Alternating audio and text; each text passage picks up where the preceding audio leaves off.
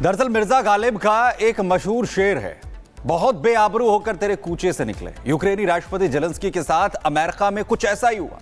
बड़े अरमान लेकर Zelensky Trump से मिलने गए थे, ये सोचकर कि रूस के खिलाफ युद्ध में ट्रंप यूक्रेन की मदद करेंगे, लेकिन हकीकत में ये जेलेंस्की का भ्रम निकला, क्योंकि ट्रंप ने मदद तो नहीं की, उल्टा जेलेंस्की की ऐसी बेइज्जती की जिसकी चर्चा अब पूरी दुनिया में हो रही है।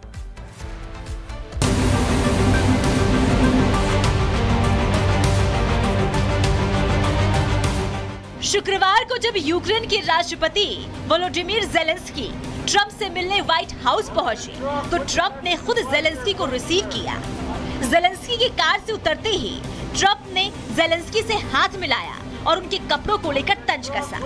ट्रंप ने कहा कि आज आपने आर्मी ड्रेस नहीं पहनी है और आज आपने काफी अच्छे कपड़े पहने हैं और इन कपड़ों में आप काफी अच्छे लग रहे हैं।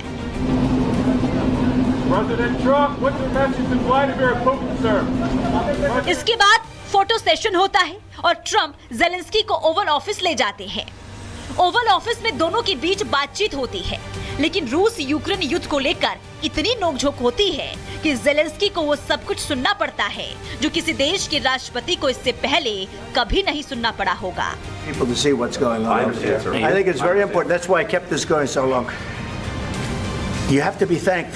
You don't have the cards. You're buried there. Your people are dying. You're running low on soldiers. Listen. दरअसल दोनों नेताओं के बीच रूस यूक्रेन युद्ध के साथ साथ खनिज सौदे को लेकर बहस होती है और नतीजा ये निकलता है कि ट्रंप जेलेंस्की को फटकार लगा देते हैं और ये तक कह देते हैं कि जेलेंस्की तीसरे विश्व युद्ध का जुआ खेल रहे हैं। You're right now not in a very good position. You've allowed yourself to be in a very bad position, and he happens to be right about it. From the very beginning of the war, you're not in a good position. You don't have the cards right now. With us, you start having cards. But right now, you don't. Yeah, you're playing cards. You're playing cards. You're gambling with the lives of millions of people. You're gambling with World War III. You're gambling with World War III. And what you're doing is very disrespectful to the country, this country. White house में अमेरिकी राष्ट्रपति Donald Trump और Zelensky के अलावा वहां America के उपराष्ट्रपति JD Vance भी मौजूद थे और इस बहस की शुरुआत अमेरिका के उपराष्ट्रपति जेडी वेंस की बात से शुरू होती है।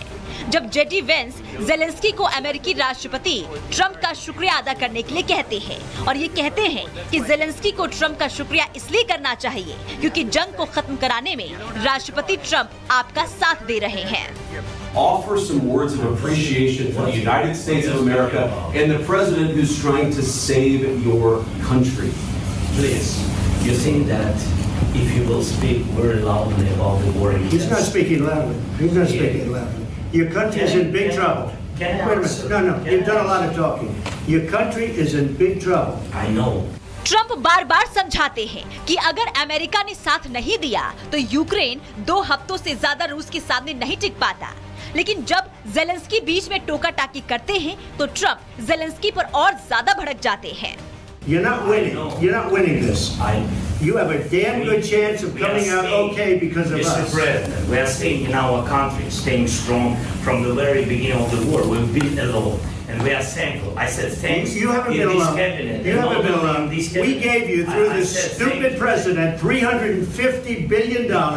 We gave you military equipment, and your men are brave, but they had to use our military. If you didn't have our military equipment, this war would have been over in 2 weeks. This is something maybe less. In 2 weeks, of course, yes. It's going to be a very hard thing to do business like this. Again, just say thank you. I said a lot of times. Accept that there are disagreements, and let's go litigate those disagreements rather than trying to fight it out in the American media when you're wrong.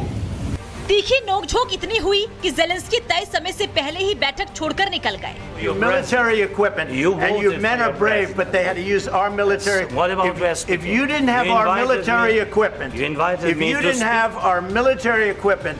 White house में Trump, Zelensky और प्रतिनिधि मंडल को दोपहर का भोजन करना था, जिसकी व्यवस्था भी की गई थी, लेकिन खाना तो छोड़िए, जेलेंस्की ने सलाद तक का एक टुकड़ा नहीं खाया। वहीं इस तीखी नोकझोंक के बाद भी ट्रंप का गुस्सा कम नहीं हुआ। ट्रंप ने जेलेंस्की के जाने के बाद एक ट्वीट किया और यहाँ तक कह दिया कि जेलेंस्की अब तभी वापस आए जब वो शांति के लिए तैयार हो। इससे पहले इतिहास में ऐसा कभी नहीं देखने को मिला जब दो देशों के राष्ट्रपतियों के बीच इस तरह की नोकझोंक हुई हो। Bureau report, Republic Bharat. Rather than trying to fight it out in the American media when you're wrong. We know that you're तो ट्रंप जेलेंस्की में बहस, यूक्रेनी राजनयिक से नाराज हैं। बहस के दौरान यूक्रेनी राजनयिक ओक्साना मार्कोवा ने अपना सिर पकड़ लिया, क्योंकि जिस तरह से ये बहस हो रही थी, ये एक तरह से कहें कि पूरी दुनिया उस वक्त चौंक गई थी, क्योंकि जिस अंदाज में ट्रंप बात कर रहे थे जेलेंस्की की, और जेलेंस्की जिस तरह से अपनी बातों को रखने की कोशिश कर रहे थे, वो मामला बिगड़ता चला गया।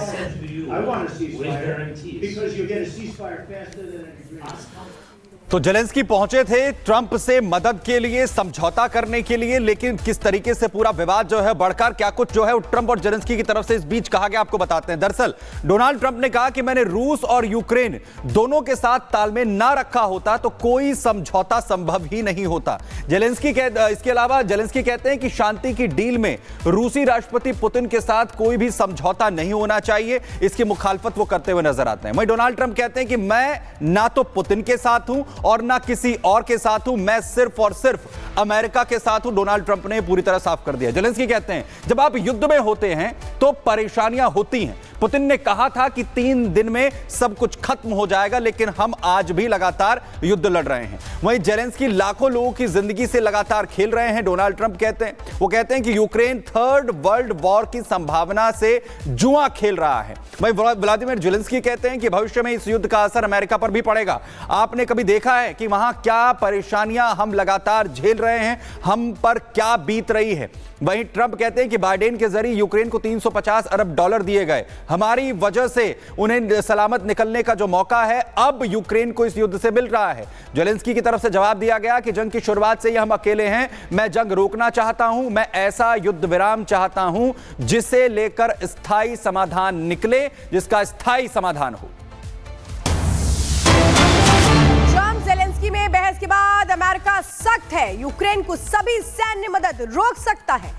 अमेरिकी मीडिया के हवाले से यह बहुत बड़ी खबर है, क्योंकि आप अंदाजा लगाइए अभी तक यूक्रेन को अमेरिका सपोर्ट कर रहा था, लेकिन जिस तरह से कल तीखी नोकझोंक हुई ट्रंप और जेलेंस्की के बीच, इसके बाद माना जा रहा है कि अब जो भी सहायता अमेरिका कर रहा था उसको वो रोक सकता है, क्योंकि यहां ट्रंप सीधे तौर पे कह रहे हैं कि अगर शांति के लिए तैयार है जेलेंस्की तभी आए अब मेरे पास, क्योंकि उन्होंने साफ तौर पे कहा कि आपके पास कोई भी रास्ता नहीं है, आपका देश मुश्किल में है और इस वक्त आप कोई भी आदेश नहीं दे सकते, क्योंकि ट्रंप साफ तौर पे इस बात को बताने की कोशिश कर रहे हैं कि जो जेलेंस्की है वो कैसे तीसरे विश्व युद्ध की तरफ झोंकना चाह रहे हैं दुनिया को। वो साफ तौर पे कह रहे हैं कि अब आप कार्ड मत खेलिए। वो ये कहते हुए भी सुनाई दे रहे थे कि आपने कोई हल नहीं निकाला, जबकि जेलेंस्की इस बात को लगातार कहने की कोशिश कर रहे थे कि 2014 से 2022 की जो स्थितियां थी उसमें